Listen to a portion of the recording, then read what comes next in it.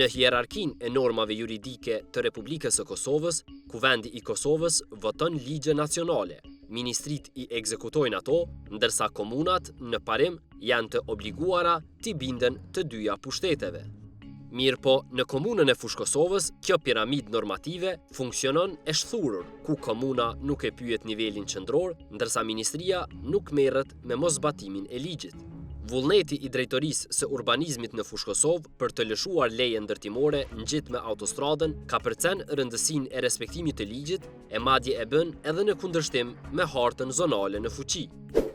Më 24 dhjetor 2024, në një kohë kur shumica e institucioneve publike po përgatiteshin për festat e fundvitit dhe po mbyllnin bilancet dhjetore, Drejtoria për Planifikim Urban në Fushë Kosovë i lëshoi leje ndërtimore biznesit motoshpati, sikur të bëhej fjalë për një ndërtim në një lagje të zakonshme rurale.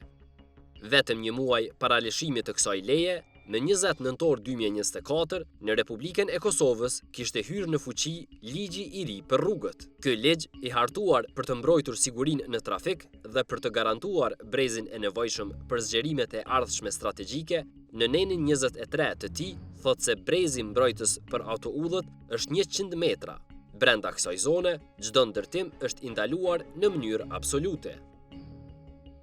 Neni 23, brezi mbrojtës i rrugës publike. Në mënyrë që të parandalohen efektet e dëmshme të shkeljeve në hapësirën përgjatë rrugës dhe trafikut në të, do të ketë një zonë mbrojtëse përgjatë këtyre rrugëve në të cilën kufizohet përdorimi i hapësirës. Në hapësirën e përcaktuar për brez mbrojtës rrugor nuk mund të hapet minier, ndërtohen liçej artificial, objekte industriale, fabrika dhe struktura ndërtimore të ngjashme. Brezi mbrojtës në kuptimin e paragrafit 2 të këtij neni matet nga skaji i jashtëm i brezit rrugor, kështu që nga të dy anët ka gjerësim për autoudhë 100 metra. Nëse zyrtarët e Fushë Kosovës do të zbatonin ligjin që ishte në fuqi në ditën e nxjerrjes së vendimit, kërkesa e biznesit motoshpati për leje ndërtimore do të duhej të refuzohej ose të paktën të merrej një pëlqim nga Ministria e Infrastrukturës. Kjo pasi, sipas gjeoportalit dhe dokumenteve të lëshuara nga Agjencia Kadastrale e Kosovës, jo vetëm objekti, por edhe prona janë brenda brezit mbrojtës të autoudhës. Edhe pse sipas ligjit në fuqi, asnjë objekt nuk mund të ndërtohet brenda brezit mbrojtës të autoudhës në distancë 100 metra nga autoudha, leja e lëshuar për objektin dykatësh ja mundësoi motoshpatit të ndërtoj të gjithë objektin në brezin mbrojtës brenda 100 metrave nga autoudha.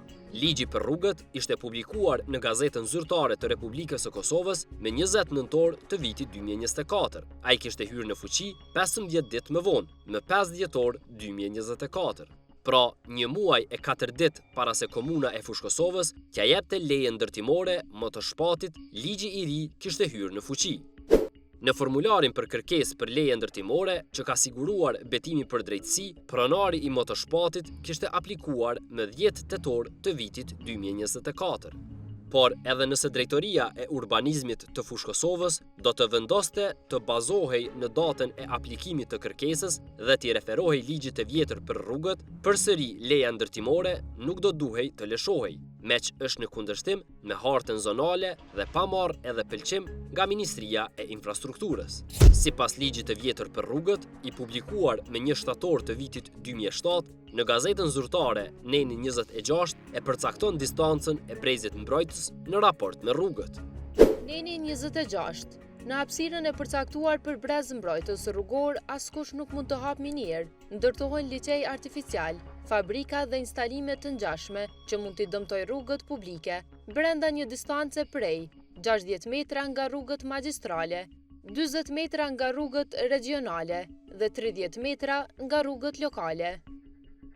Në vitin 2007, Kosova ende nuk kishte autostrada, andaj edhe ligji nuk e specifikon brezin mbrojtës të autoudhës, por sipas këtij ligji, brezi mbrojtës vlen për magjistralet, ndërsa hapësira ku motoshpati kërkonte leje nga Drejtoria e Urbanizmit, edhe po të mos ishte autostrada aty, do të mjaftonte magjistralja për t'ju mos dhënë leja. Madje në vendimin e lëshuar nga Drejtoria për Shërbime Publike dhe Mjedis, theksohet se parcela ka dalje në magjistrale. Me sipërfaqe totale të parcelave prej 1554 metrave katror, gjendet në Fushë Kosovë në rrugën lokale Gjeladen Idrizi, e cila ka dalje në magjistralen Prishtinë-Pej. Rruga në anën tjetër të objektit, si shihet në skicat e Agjencisë Kadastrale të Kosovës dhe në Gjeoportal, është rruga magjistrale Prishtinë-Pej. Ndërsa në skicat që i janë bashkëngjitur kushteve ndërtimore, vërehet dalja në magjistrale dhe autostrada për rreth parceles dhe objekti për çka po kërkohej leje ndërtimore. Pra, pavarësisht këndvështrimit kohor, kjo leje ndërtimore dhe kjo ndërtesë dykatëshe shkel si ligjin e vjetër ku përcaktohet brezi mbrojtës rrugor prej 60 metrave ngjitur magjistrales, ashtu edhe ligjin e ri ku thohet se brezi mbrojtës rrugor përcaktohet prej 100 metrave prej autoudhës. Komunës së Fushë Kosovës ju deshën 75 ditë apo 2 muaj e gjysmë që nga kërkesa e motoshpatit për leje ndërtimore deri tek lëshimi i lejes ndërtimore nga Drejtoria e Urbanizmit. Në situata të tilla ku kërkohet leje ndërtimore afër autostradës, komuna përkatëse sipas ligjit nuk ka të drejtë të vendosë si e vetme. Kjo për shkak se sipas nenit 4, paragrafi 1 dhe 2 të ligjit për rrugët, përgjegjëse për autostrada është Ministria përkatëse, ndërsa komuna mbetet përgjegjëse vetëm për rrugët lokale. Neni 4, statusi juridik i rrugëve publike. Rrugët publike janë në pronësi të Republikës së Kosovës. Ministria është përgjegjëse për autoudhë, rrugë nacionale, rrugë rajonale dhe rrugë lidhëse. Komuna është përgjegjëse për rrugë lokale. Rrjedhimisht, për të ndërtuar afër autostradës, duhet marrë pëlqim nga Agjencia Përkatëse në Ministri, ashtu siç e parasheh ligji për rrugët në nenin 23, paragrafi 6 dhe 7.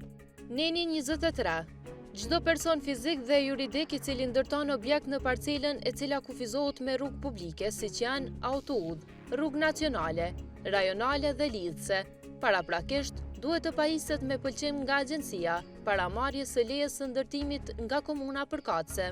Leja për kyçje në rrugët nën përgjegjësinë e Ministrisë është kusht paraprak që komuna të lëshojë lejen për kushtet ndërtimore.